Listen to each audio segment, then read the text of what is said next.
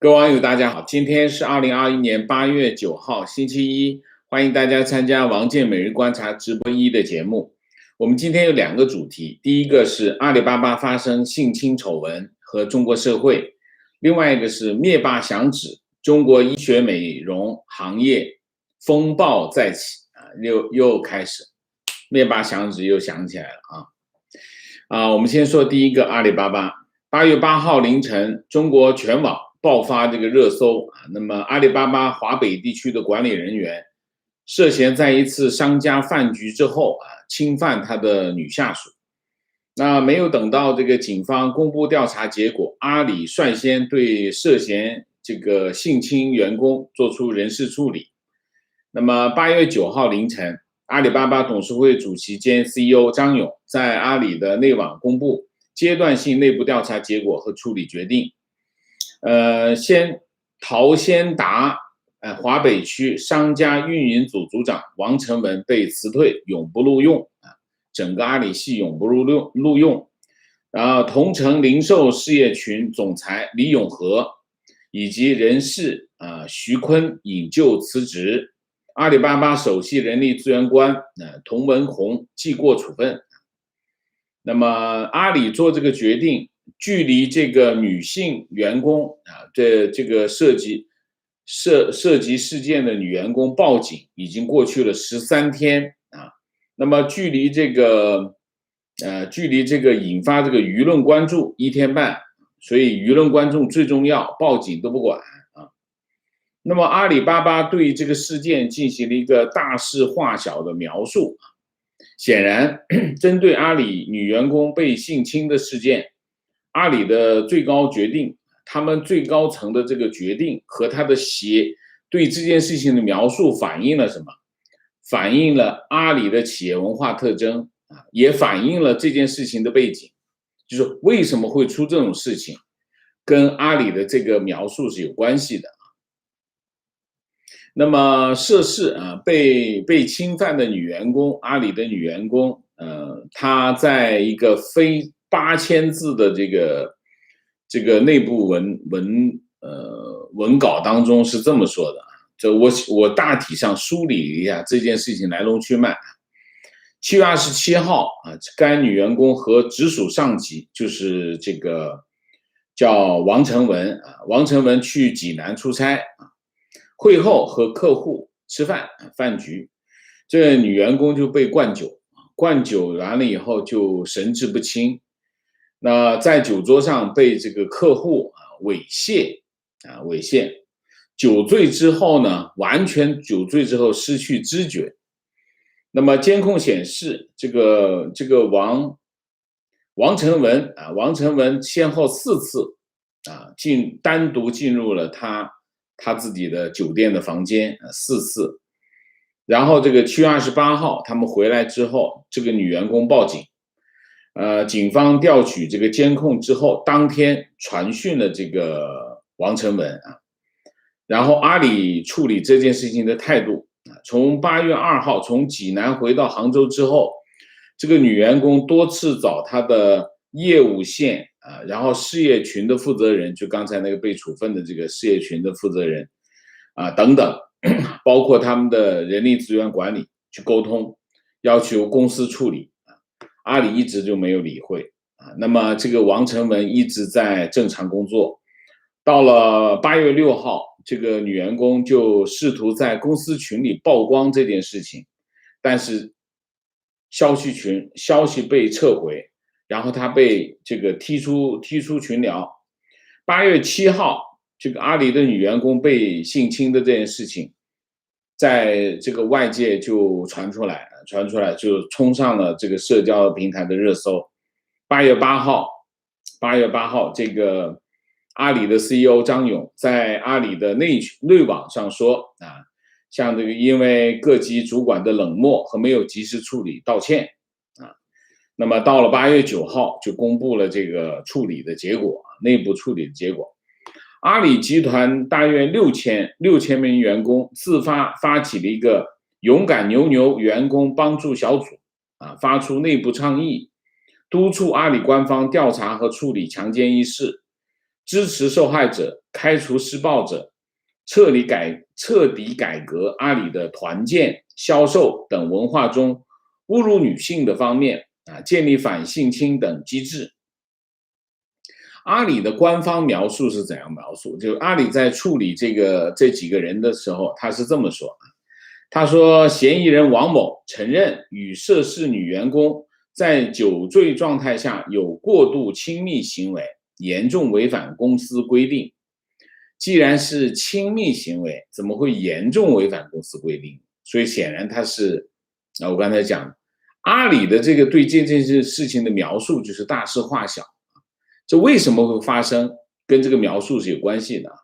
然后李永和作为事业群的总裁，在这件事情上敏感性、重视和投入程度远远不够，没有主动作为。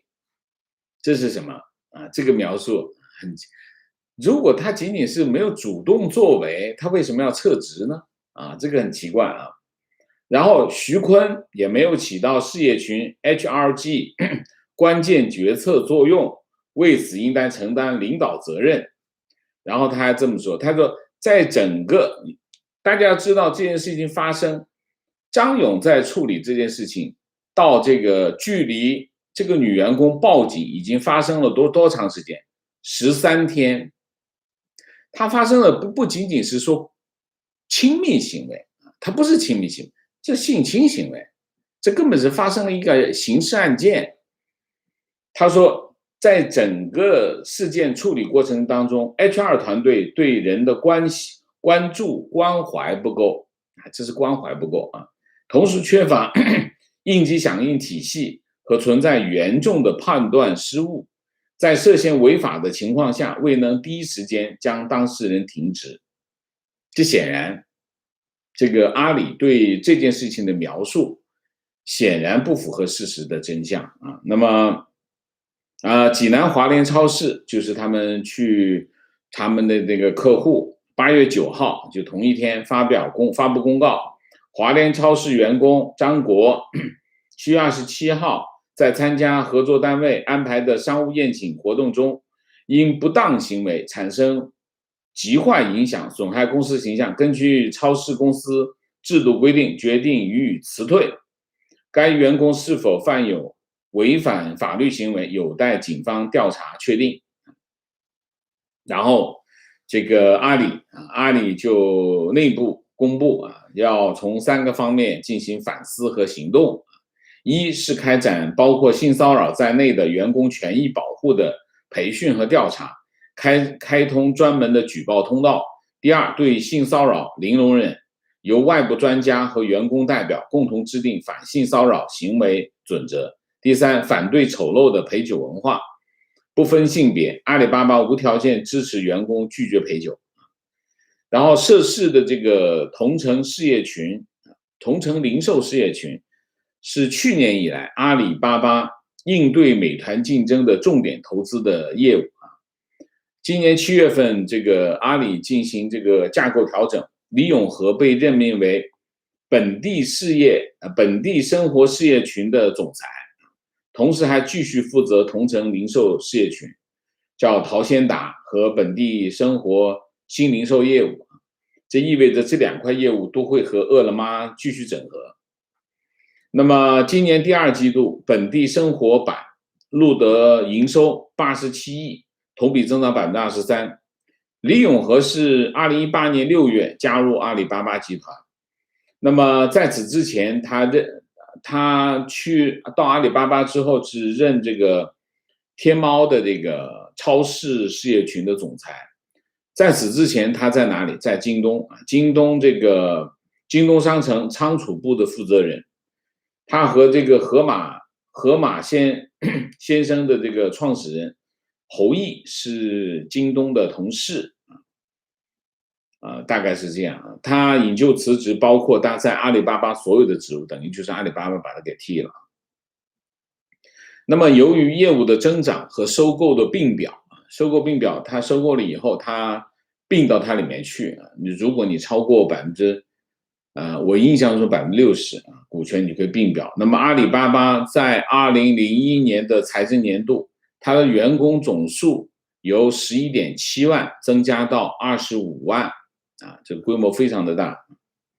阿里巴巴目前市值是5300亿美元啊，那么仅次于腾讯，腾讯是5500亿，5540亿美元。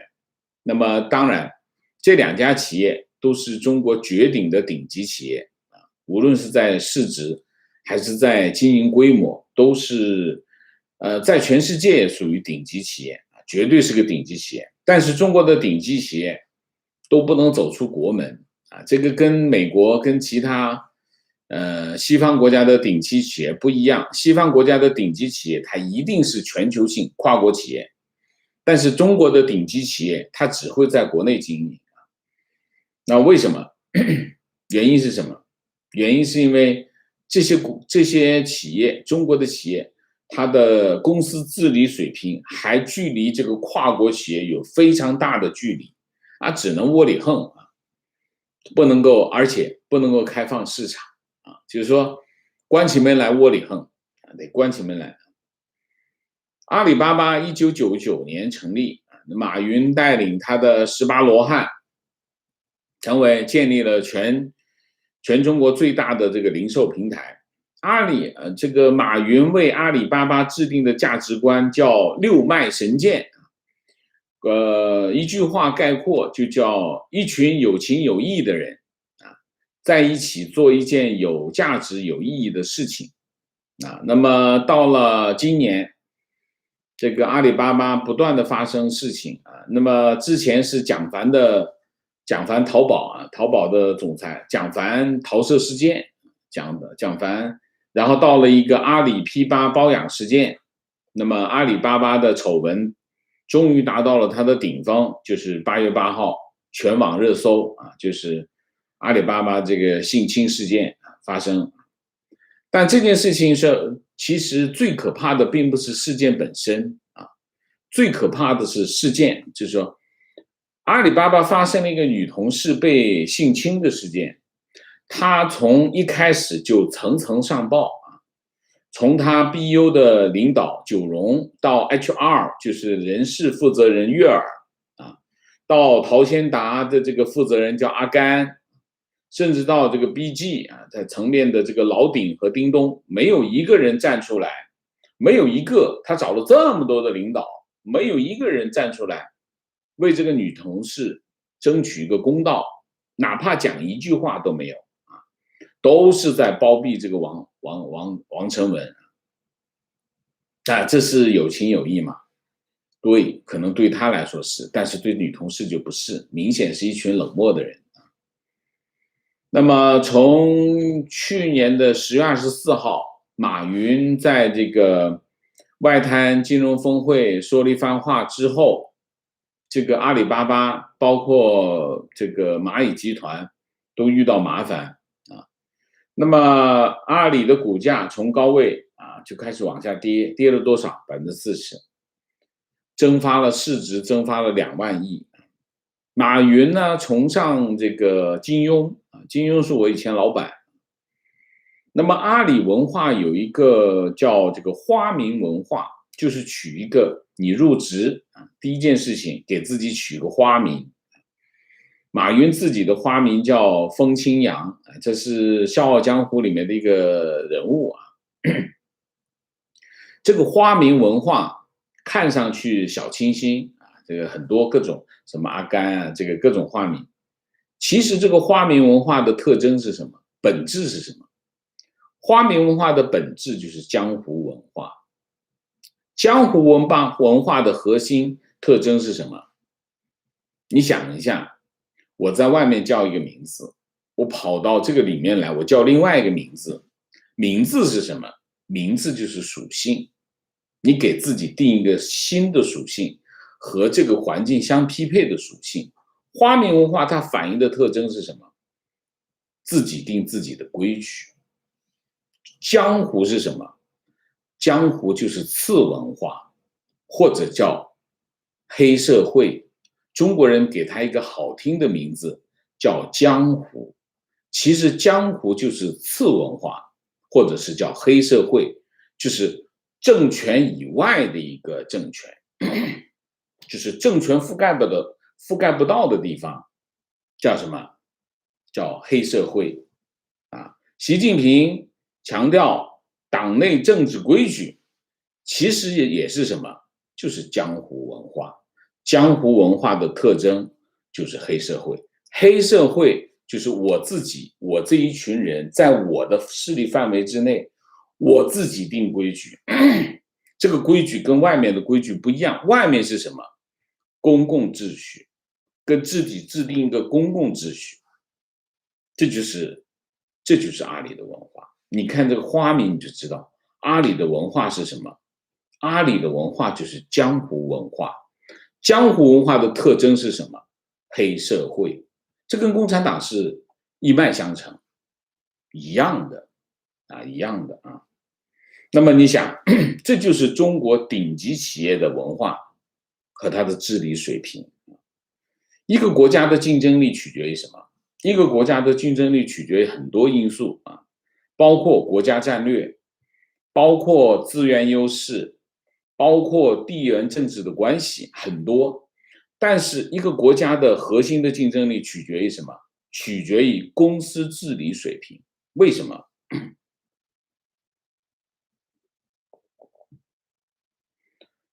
一个公司治理水平决定了一个国家的竞争力。因为企业的竞争力，大家要知道，企业是什么？企业是一个国家的基本的细胞。你每个细胞的水平，竞争力水平，决定了你一个整体的竞争力，取决于从这个地方开始。所以大家知道，企业的治理水平，其实真正的决定了国家的竞争力。那么有一个机构叫亚洲公司治理协会 ACGA， 我一个朋友在它里面担任一个管理人员他们在今年的5月20号发布了第10版，他们每2年公布一次亚太地区的公司治理水平的排行榜我讲讲这个到底，大家要看一下为什么阿里会发生这样的情况2020年，这个亚太地区的这个公司治理的排名第1澳大利亚，排名第2香港，排名第3新加坡，这三个地方一直是排前3名然后就是第4台湾，第5马来西亚，第5跟第6都是就是马来西亚跟日本是同积分所以第5、第6都是马来西亚跟日本，第7印度第8泰国第9韩国，第10日本第10中国，第11菲律宾，第12印度尼西亚。中国、菲律宾、印度尼西亚这3个国家在过去一个很长的时间之内一直在垫底，这就是中国的排名。中国企业的公司治理水平一直排在垫底的水平。那么为什么中国公司的治理水平这么低，但是中国却能够出现世界级的大企业呢？你比如说腾讯比如说阿里这些大企业都在中国，世界级的大企业，亚洲的世界级的大企业都在中国。2个原因。第一个原因，过去40年，中国经济持续的增长。经济持续增长会干什么？会吸引投资，因为你经济在增长，所以资金就会往你这个持续增长的这个经济体流动这就第一个原因，也就是首先要有资本进入。你没有资本进入，像阿里巴巴，如果没有大量的投资给它是没办法成长成这种级别的企业。这是第一个。第二个，中国巨大的市场体量，14亿人口加上中国经济的后发优势。什么叫后发优势？你就不用去探索了，抄就是了。从阿里巴巴到腾讯，都不是中国自己发明的商业模式，都是抄来的。后发优势就是你不用探索，这个商业模式是成立的，你稍微论证一下、验证一下，资金就会给你。这是第二个。第三个，中国市场的封闭性，就是我叫关起门来窝里横。所以中国企业都不能成为跨国企业的原因有2个。第一个，公司治理水平，公司治理水平还非常的低。治理水平反映在哪里？反映在竞争力上。我经常讲过，跨国企业很少会输。为什么很少会输？第一个，资源优势，非常有钱啊。第二个，品牌优势，他做这事情大家都关注。第三个，公司治理水平。还有，因为你的公司治理水平高，你还吸引大量的人才，人财物、知名度、操作水平都很高，他怎么输？他没法输啊！他输通常是什么原因？犯了一个不可饶恕的错误，或者犯了一系列不可饶恕的错误，他才会输。那么这是第一个，中国的这个世界级的中国企业不能成为跨国公司，第一个原因就是公司治理水平在很低很低的水平。黑社会文化，你想想，什么治理水平？靠这个啊，这是第一个。第二个，跨国企业它的管理理念来自哪里？来自什么？来自普世价值观。这是全球化，你要实现全球化，你要把你的业务拓展到全世界，你要做的是什么？你要把你的公司的管理理念来自于普世的价值观，被全世界所认可，你才能把业务做到全世界去。有人说华为也是跨国经营啊，跑到各地去啊。华为是，但是你看一下华为在世界各地的行为是什么行为？无非是这样，它不是经营，它只是销售，要么是销售，要么是研发，这个不一样。要么它跑到非洲，跑到中东这些更落后的地方去，那个和我们讲的跨国经营的不是一个概念啊。所以呢，中国企业它如果要跨国经营，它就需要科普啊。所以你可以看到中国企业在越南遇到的情况，就是越南遇到的情况，还有包括像曹德旺把企业这个建到美国，他遇到的情况反映的是什么？反映的是我们刚才讲的这个问题。所以呢，阿里的丑闻，阿里的这个性侵丑闻，一方面反映了公司文化和公司治理的问题，但是另外一方面也反映了什么？反映了这个社会的问题。一个企业它不是生活在真空当中，它是存在于这个社会当中，它的生存取决于这个社会状况啊。那么公司的治理，公司的文化也受到这个社会的制约。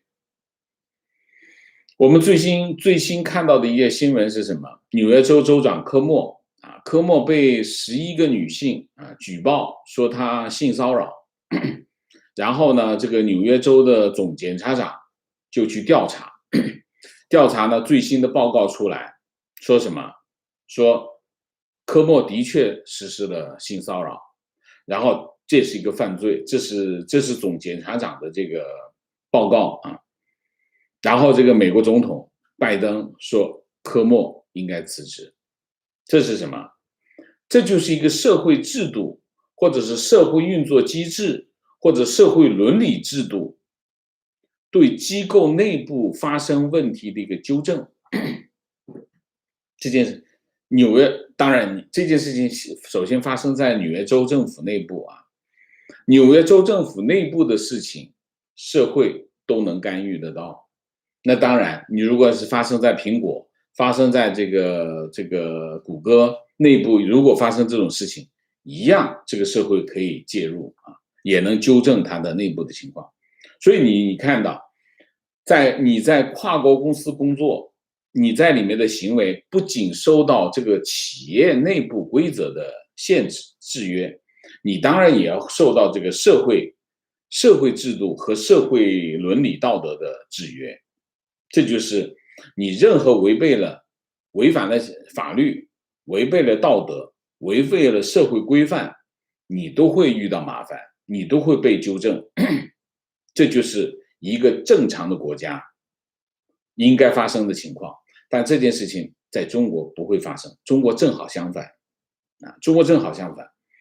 我们可以看到，中国的任何一个贪官都包养情妇在中国的官场，对女性的追逐和对权力的追逐一样的强烈我举一个例子，华融资产管理公司的董事长赖小民给枪毙他有100名情妇。那这个数字来到100的时候，意味着什么？这当然不是生理上的需要也不是心理上的需要，这是什么？这叫对性资源的占有。就是当他有100名情妇的时候，他体现的是他所拥有的权利，令他可以能够去对这么多的性资源进行占有所以这种行为，但是这种行为有没有被纠正？没有没有既没有被纠正，也没有被惩罚。为什么？中共其实是一个传统意义上的统治者那么他对权力的追逐，他对法治的态度，他对社会治理的看法和他对社会伦理的这种干预，其实非常经典的反映了中国传统统治者的行为他并没有这么特别那么中国传统社会的这种观念和行为模式在中共身上非常的鲜明。那我们要认识中国传统社会，有2本书可以推荐大家。第一本书叫《红楼梦》，它可以反映中国社会的各种关系另外一个是《金瓶梅》，《金瓶梅》反映了中国传统社会对性资源的看法，就是你可以看，这种性资源不仅仅是女性，也包括男性那么还有一本书，就是我们要对中共有认识，对我来说冲击很大。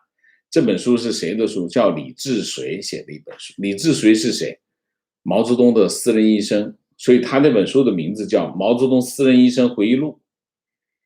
这本书里面呢，讲非常震撼，就是他讲的是什么？因为他在毛泽东身边，讲毛泽东的这种性关系跟各个女性的性关系，非常具有代表性实际上你可以看你们观察中共的整个的系统从上到下反映出来的是什么？反映出来的都是这种特征，就是大官大干，小官小干。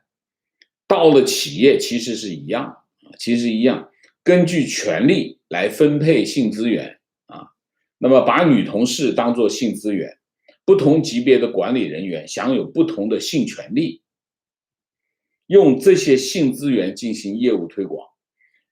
阿里巴巴的这个姓王的这个人，他做的事情他上来就跟这个济南这个客户说，你看我们给你带来一个美女，这是什么意思？这就是性资源，我们来共享这个性资源所以阿里的丑闻它绝对不是个孤案这是在中国是一个普遍的现象。它不仅仅发生在像阿里巴巴这样的顶级企业，它发生在政府部门，发生在中国的任何一个企业，发生在事业单位，发生在所有的机构当中。只不过不同的城市有不同的文化特征，不同的企业、不同的机构，根据它的领导的特征不一样，它也有不同的表现。所以我刚才在网上看到一个什么滴滴出行有个女员工贴个帖子出来，说什么她是个单亲妈妈然后她在试用期期间，她的上级就不断的抓着她，安排她单独出差，让她去房间陪吃饭，去陪酒等等，她就不行，她不肯，她就拒绝拒绝各种性骚扰，拒绝，最后就试用期不合格开除，他就开始投诉啊。所以你可以看啊，中共经常喊我大国崛起，我要怎么样这么，中国要真的要崛起，中国真正的要成为一个负责任的大国强国，首先要实现的是什么？社会改革。社会改革是一切的前提。中共你不能够做三代王，中共现在就是个三代王。他制定了一套宪法，制定了一个民法典，他自己不遵守，他自己定一个另外一套规矩，就是要他自己中共内部的政治规矩。这就是什么？这就是黑社会、土匪才是这样。土匪不遵守这个国家法治，他自己不遵守。所以中共你不能做三代王，中国社会要建立普世的价值观，建立新型的社会秩序跟社会道德，中国才能够脱离什么？脱离野蛮和蒙昧。中国现在还处于野蛮和蒙昧的状态。我不知道大家有没有看到最近网上流传的一段视频啊，这个两家人在打架。北京野生动物园啊，在野生动物园是这个8月7号的下午，两家人打架。刚开始男人跟男人打，女人跟女人打，最后呢，中间有个老太太抱一孩子啊，也参与去打。那两家人打架本身呢，我不觉得有什么特别之处啊，生气了，两人打架有冲突有矛盾，这个野蛮之处在哪里？野蛮之处就是旁边的老太太，我不知道是哪一家的，这不重要，重要的是他抱着一个孩子去参加去打这件事情，这就是什么？这就是野蛮。为什么？因为他完全不顾什么呢？他不顾手上的孩子，这就超出了人伦的范围。中国的社会现在还处于，为什么还会处于野蛮和蒙昧的状态？就是因为共产党它是黑社会嘛，这个社会不就变成这个样子？好吧，那我们今天就从这个阿里巴巴的性丑闻啊，性丑闻，我们来讲讲中国社会的状况和中国我们应该怎么去发展，真正中国要崛起条件是什么？这是第一个主题。第二个，我们讲讲，哎呦，这时间又超过了。灭霸响指又来了啊！那么，中国医学美容啊行业这个风暴再起。先把新闻讲一下啊，国家卫健委、网信办、公安部、海关总署、市场监管总局啊等8个部委，6月10号联合发文，要求各地进行打击非法医疗美容服务专项整治工作，为期半年。为期半年，也就是说，从这个6月10号，那就到12月10号啊。医学美容不是一个医学专科啊，但是它是介乎医学和美容之间，它是个交叉性的学科，是用医学的方法进行美容啊，进行美容。它就是和护肤性的美容啊是不一样的。护肤性的美容只是它们中间的根本区别是什么？就是有没有侵入。侵入是什么？把皮割开就叫侵入，就侵入式的啊，就是医学美容；非侵入式的就是护肤美容啊。那么不一样。那我们举个例子啊，医学护肤包括什么呢？超声波导入啊，什么离子导入、激光等手段。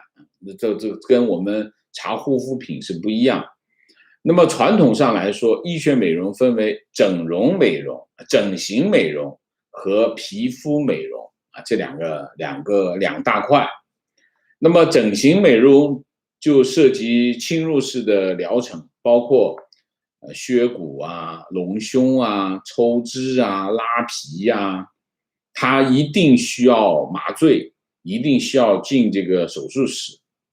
那么皮肤美容多半是小程序啊，那么局部麻醉，可以在门诊进行，不需要进这个，有些需要进手术室，有些不需要进手术室，比如说祛斑啊、除疤啊、除皱啊、植发啊，这个眼帘、眼睑的这个美容啊、针剂注射等等什么玻尿酸啊等等。所以，医学美容和我们普通的这个美容院的美容是不一样，是另外一个层面的问题啊。目前，广东、北京已经发了指令啊，这已经叫什么？叫史上最强的监管。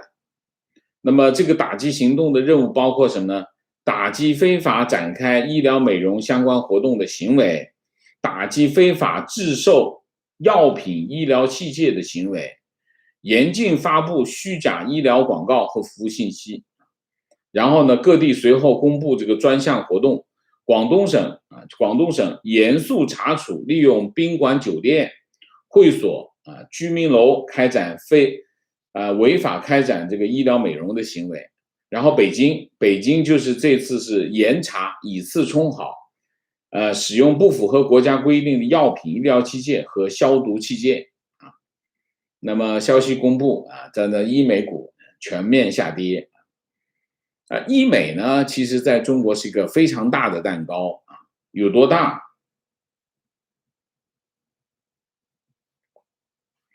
年销售2000亿2000亿。那么中国的规模是世界第二，世界第一是巴西。那么中国在服务行业，房地产、汽车、旅游，然后就医美。那么，医美呢，从2014年到2019年，每年增长超过22%那么大概是这个那医美黑不黑？非常黑那么超范围经营的医美机构全国有2000家，那么违法经营的机构有8万家，然后这个非法执业有15万人。那么这个所谓的黑医生、黑培训、黑诊所、黑医药机械、四黑等等，当然很重要的是，假货、水货很多中国的这个医美行业基本上是风险极大，涉及到很多的这个消费者的后果很严重，因为毁容会毁容那这个行业呢？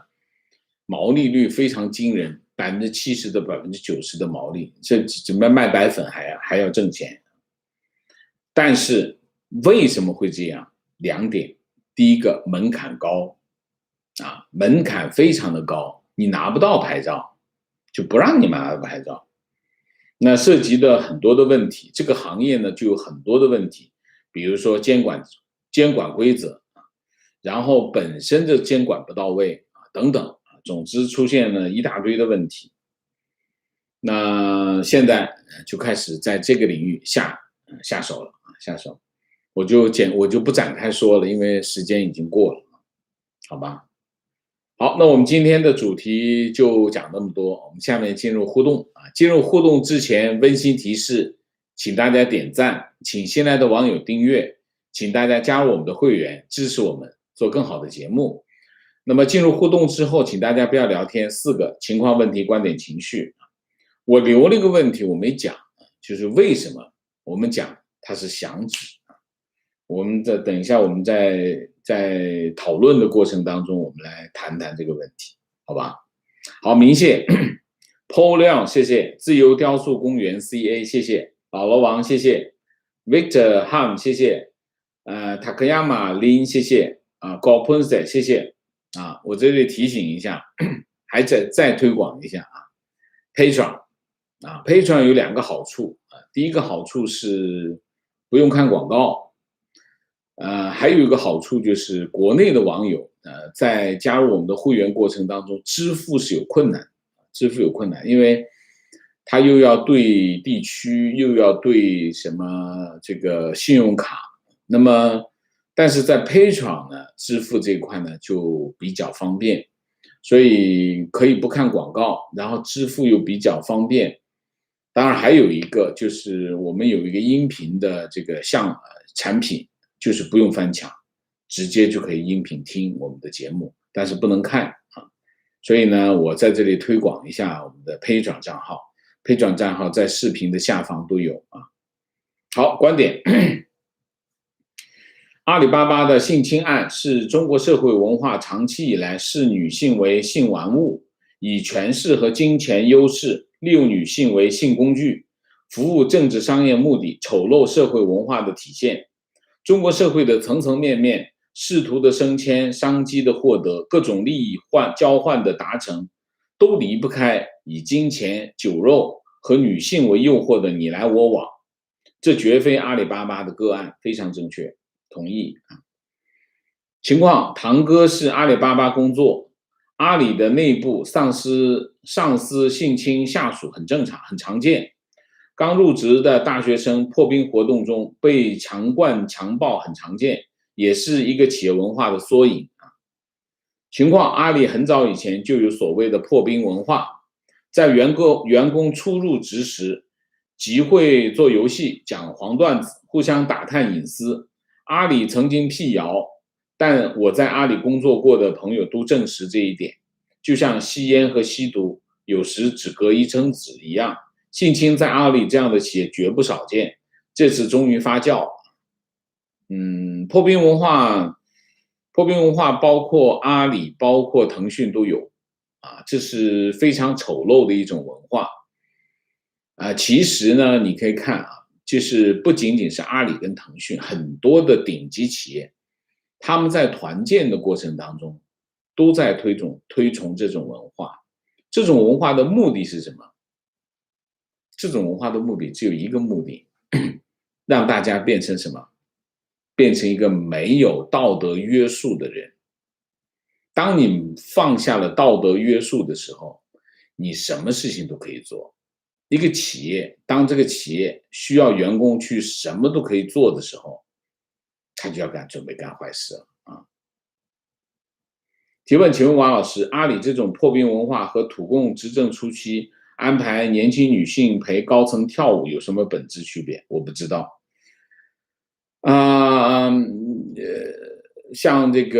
像中南海安排年轻女性文工团、漂亮的女性去中南海跳舞，其实不是跳舞啦，且跳舞只是一个幌子了啊，主要还是享受性资源，这就是权力的表现啊，就是分配性资源啊。破冰文化更多的是从企业管理的角度。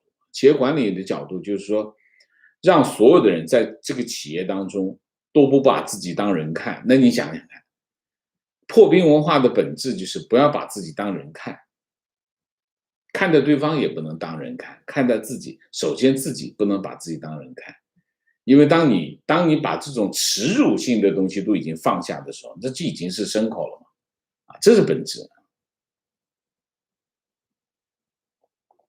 观点：90年代刚工作的时候，单位集体出去吃饭就有要求年轻女性给领导敬酒陪跳舞，令人极其反感。08年回国和朋友聚会，女同学就提到男同事在他们面前肆无忌惮地讲黄段子。现在发展到阿里这种明目张胆的性侵，这种对女性的性剥削愈演愈烈。情况 ：Intel 前 CEO 因为和女下属有不正当关系，被董事会赶回家，连赔偿都不给。所以这就是不同的。我们讲公司治理，其实它不是一个孤立的，公司治理其实和社会环境是有关联的。你想一下，一个州长，他摸了女下属的屁股，他就被告性骚扰，他就要滚蛋。一个州长。你像州长相当于，我们不说别的，州长相当于省长嘛。省长说摸了一个他下属的女下属的屁股，他会滚蛋吗？他女下属会举报吗？举报得了吗？当然，这就完全，你想一下，有100个情妇，这件事情能够存在，当然不是1-2年，是很多很多年。这说明这个社会是什么样的社会？这两个社会完全不一样的社会。情况我接触很多北京互联网公司中层管理，有些部门总监利用 KPI 考核暗示让女同事陪睡，这种事在圈内特别常见，只是受害者不敢说出来。大多数女孩为了工作不敢发声，自己吃亏就忍了。这个不是这个，我刚才讲，其实你看，你到北京工作，你会非常强烈的感觉到，这个互联网企业当然很，这个网友说的很清楚，但你去看一下政府部门，政府部门你到政府部门的办公室里面去感受一下，空气当中都是荷尔蒙的味道。政府部门的这种，我们讲这种性特征，比这个企业更严重。企业你还要得挣点钱回来，政府部门就更不得了啊。所以，我为什么要把这件事情延伸出来解读？原因就是，其实把女性当作性资源，利用手上的权利，利用自己的地位，去享用这些性资源，在中国社会非常普遍，这是个普遍现象。性侵当然是因为他不肯就范，所以才会性侵。但是大部分的情况是什么？大部分情况就是利用自己的职权，不让你说，对方也不敢说，这是个社会现象，社会性的现象。情况原来在国内做生意，陪一个上市公司的领导出差，他特意带一个女下属，然后用尽一切手段要女下属陪他睡觉，女下属坚决不从。后来我出国了，跳出火坑，几年后回国，一个朋友告诉我，那个女下属很快被辞退了。那个上市公司属于零售行业，据这个公司的人告诉我，行业内女供应商陪睡是公开的秘密，而且一个人陪睡多人，多人陪睡一人，极其混乱。所以我就讲，一个这样的社会反映的是什么？反映的这个社会的处于一个蒙昧和野蛮的状态。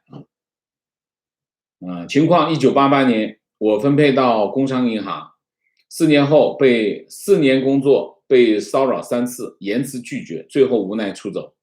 还好有邓小平的改革开放，毅然丢掉金饭碗，走到深圳加入外资公司，最终移民，生活一沾着自己的努力，顺利幸福。就是这样。情况我在国内某著名房地产公司任职，我们公司经理级别的人就开始包养情妇。男同事吃饭时，大家讨论的话题永远只有女人，谁没有情妇会被嘲笑。集团有位女副总，她的工作就是每年从高校招新人，分别为公司的老总物色新情人。情况阿里文化有点像大院文化，在一个政府部门的大院里，包罗万象，什么都有，形成一个独立的小社会。观点：中国企业就是一个国家的缩影，上梁不正下梁歪。现在中国企业的文化是党文化，是黑社会。上梁有没有不歪的呢？还真有啊，上梁有不歪，但是这个很少见。为什么？不歪的上梁通常爬不上去因为它的顶上还有一个梁，它那梁歪，它不歪，它往上爬有空间有难度所以就黑社会，你想黑老大他能找一个白面书生来当下属吗？不行，他们尿不到一壶去。观点：内部制约凌驾于宪法，权力大于法律，这是中共政权有悖于民主国家政府的关键，所以才会出现令人发指、有悖人伦、令普世价值观惊愕的事情。这也是独裁集权的政府特征非常对。情况在网上看到阿里女生在食堂声嘶力竭的喊发传单的视频，非常痛心。你要看一下她原文，那更痛心那真的令人发指我就不能在节目里面念出来但是自己在网上找一下，很容易找到，这个已经满大街都是同时在网上看到有人借此机会攻击阿里资本扩张，蚂蚁上市，马云，尤其马云的外滩，中国经济无系统论等与性侵毫无关系的事情，怀疑有人浑水摸鱼搞舆论搞鬼，这个很正常，一定会有的啊。不过呢，我们就阿里的这件事情，我还是那句话，这件事情发生在阿里，说明阿里的公司治理、阿里的企业文化有问题。但是这不仅仅是阿里的问题，这是中国企业的问题。这也不仅仅是中国企业的问题，是中国社会的问题。中国政府部门跟事业单位、国有企业到事业单位发生的情况，比阿里这个情况还要严重。这是中国社会普遍的问题。这是我们今天的主题啊。观点：州长性侵可以滚蛋，还是因为法治和独立司法？这正是中国急需和缺少的，非常对。观点：本人曾经在2000年前后与海军有工作往来，晚上安排参加晚会，会场上按级别就坐，女兵负责与高级官员跳舞，低级的官员在场内吃喝观看，士兵只能在窗外围观。这种情况一直如此，只是从军队带到地方，是这样的，就是这样。观点：感谢王老师关注这个议题。中国人的野蛮是体制造成，非常赞同。提问：请问王老师，在体制内当上领导的女性，其中是否有较大比例的受过潜规则？我们不能一概而论啊，这不公平啊。那我们一定要就事论事吧，好不好？你要我怎么说？是吗？观点：前面说西方性骚扰标准宽泛，连外貌称赞都不可以。职场保持职业精神的一个重要的一点，就是将人的外表、性别、性向、种族全部放在一边，工作场合只讨论工作。另外，称赞是有称赞就有批判，只让好看的人被表扬的好事是不可能的啊。这就是什么？这就是文明。文明是什么？文明就是反对歧视，反对各种性质的歧视，这就是文明啊。情况在国内的大环境下，阿里整体算是比较好的公司了，其他的公司的情况更恶劣。我在阿里做研发，虽说比较累，但整体来说比其他民营私企好很多。但听了这件事情，仍然非常气愤我们讲的是现象，老实讲，我不针对阿里这件事情，我不针对阿里因为这件事情发生在阿里，我们拿阿里这事来说。但是有2点，我觉得大家要注意。第一个就是我们的女性同胞，其实基本上反抗很困难，但是反抗并不是没有用，反抗是有用我亲手解救过一个我们的女同事我们有个女同事被我们合作单位的领导看上其实她原来是我们合作单位的女同事，她就被他们领导看上，就天天找她。后来她跑来找我，她说王总，你能不能安排个事儿？我说什么事儿？她说我到你这儿来了。我就后来想，我知道发生什么事。我说行，那你就来吧。那我怎么办？我得找对方领导谈啊。但是最后他就真到了我们单位这样的话他就解决了这个问题。有2点很重要。第一点，你一定要态度坚决的拒绝，这个很重要。当然这前提是你不想那有些人会想这是另外一件事就是说你坚决的拒绝，反抗很困难，但是并不是没有用，这是第一条。第2条，还要想办法，不能光反抗，还要想办法。为什么？基本上天下乌鸦一般黑，你从这个单位跳到另外一个单位，可能那个单位的这个领导比那个还猴急，所以基本上是天下乌鸦一般黑。你说你要逃出这个，有几分姿色的女同事想逃出这个魔掌，难度有点大。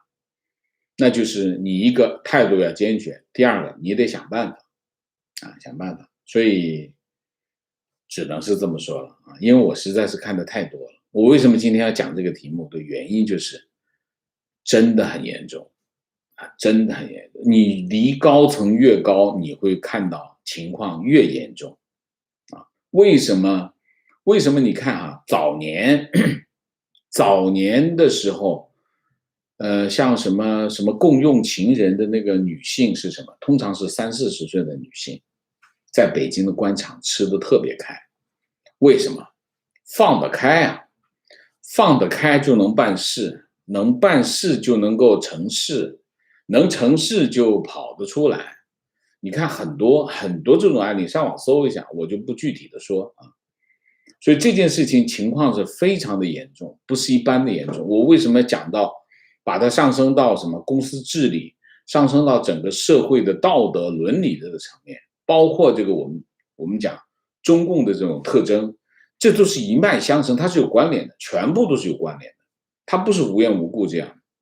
你想一下，这个你在美国或者在英国，你在公司里面对另外一个女同事有表示，你要小心一点。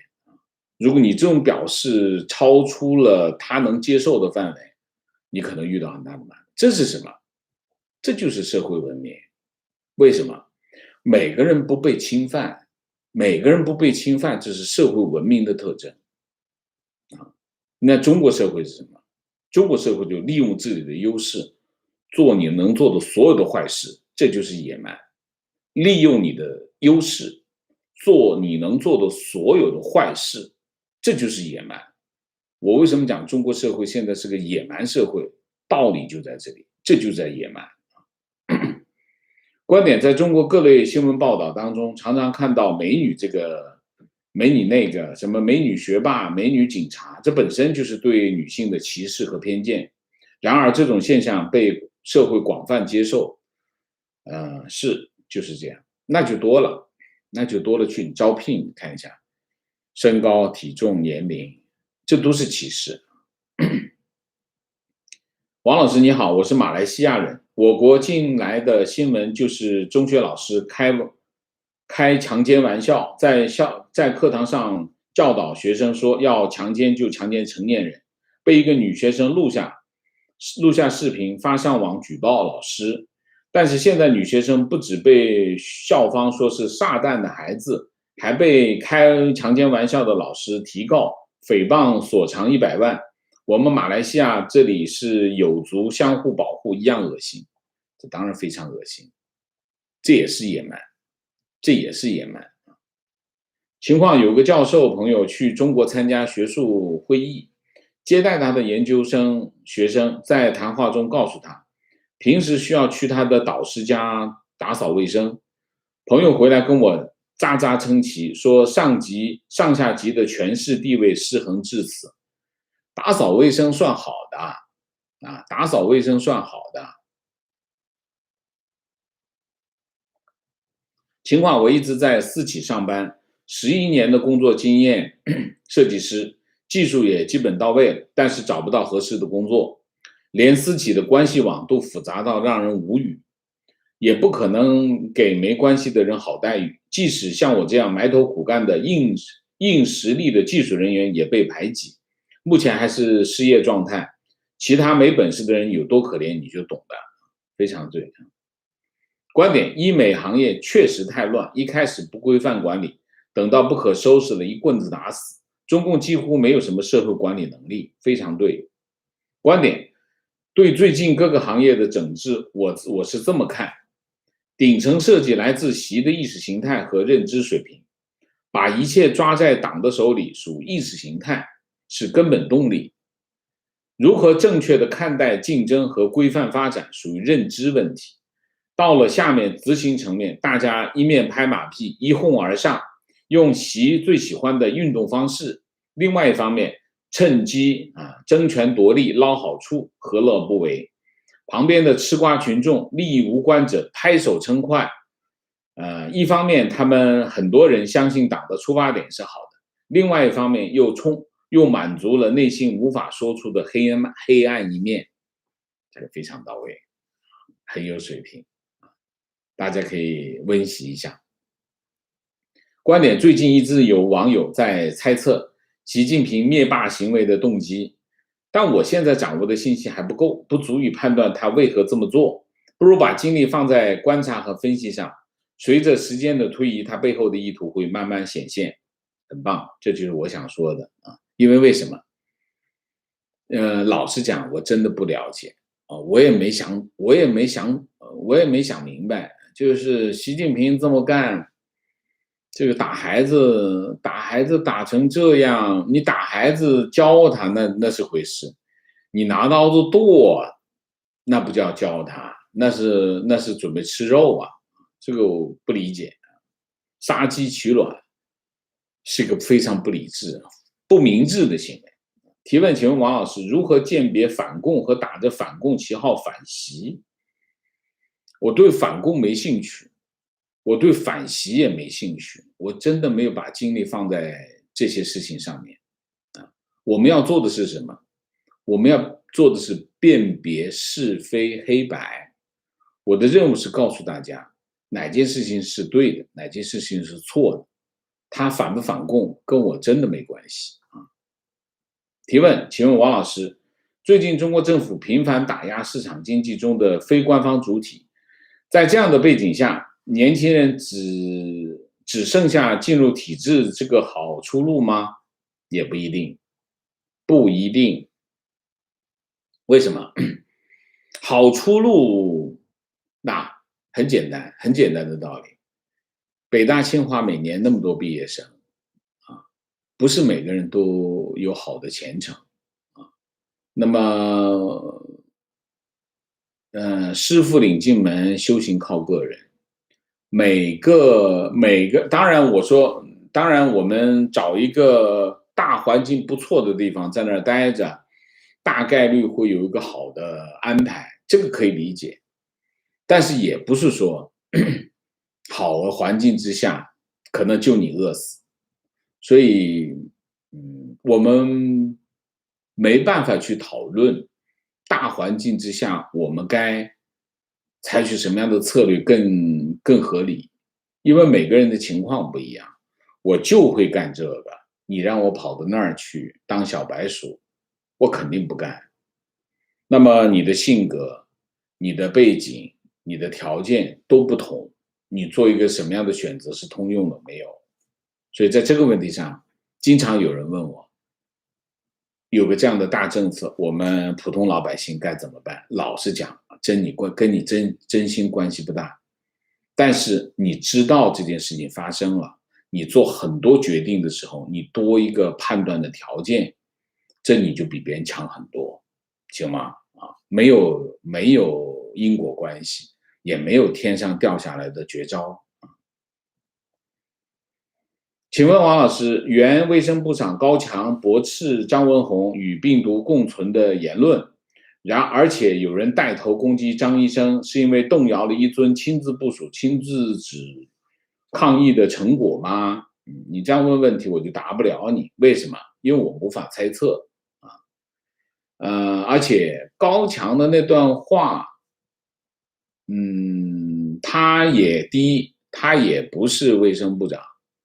第二，他的那个话我也不觉得有多么大的说服力啊。每个人有不同的看法。他是不是在攻击张文宏呢？我也没看出来啊。所以你这个结论我得不到。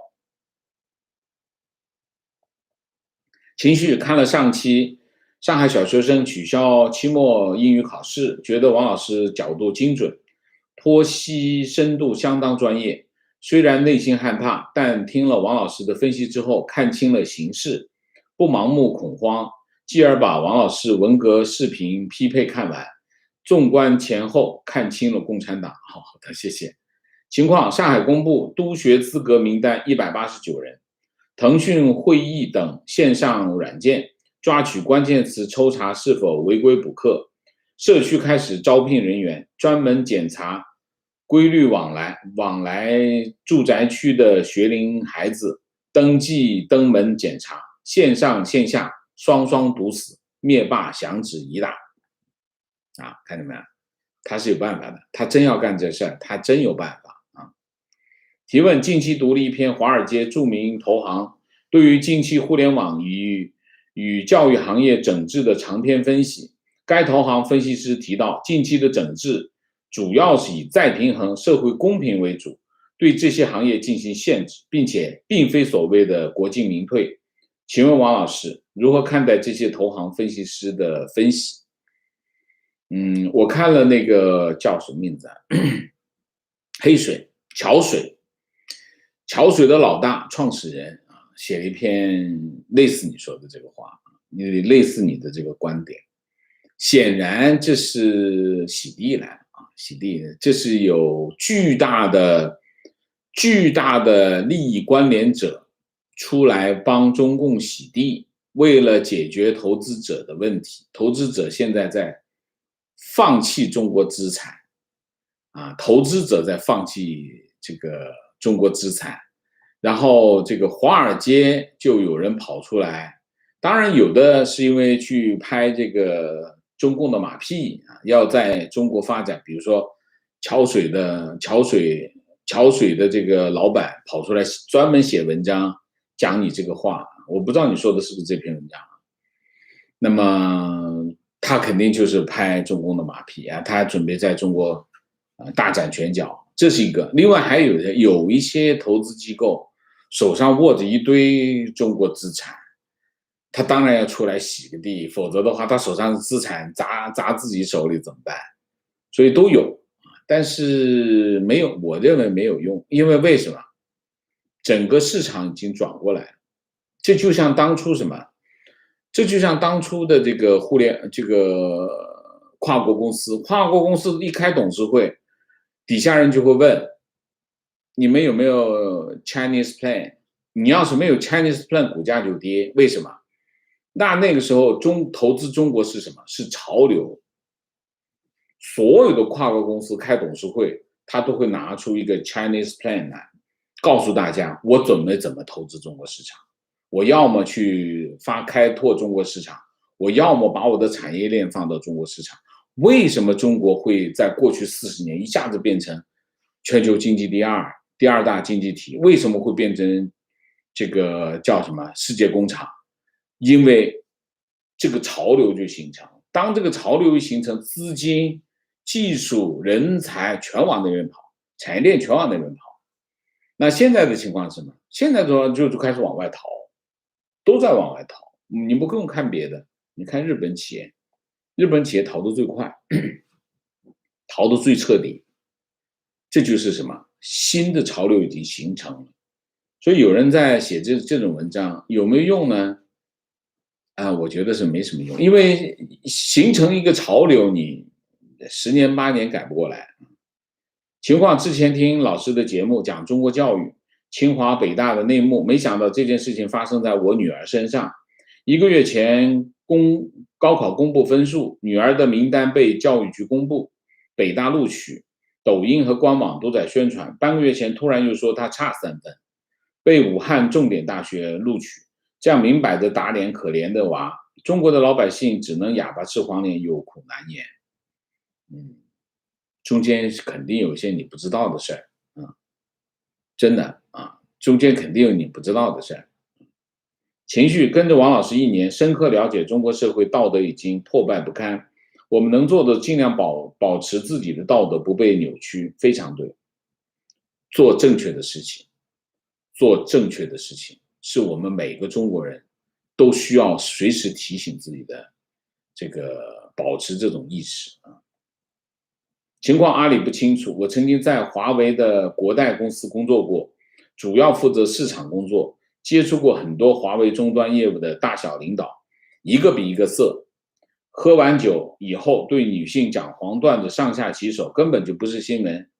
酒局以后十有八九安排夜总会，我是负责买单的人，那这最有发言权明谢 TT Happy 谢谢，唐伟谢谢 Helen 谢谢。好，今天的节目就到这里，感谢大家的参与，我们下个节目再见。再见之前，请大家点赞，请新来的网友订阅，请大家加入我们的会员，支持我们做更好的节目，做更好的自己。谢谢大家，谢谢。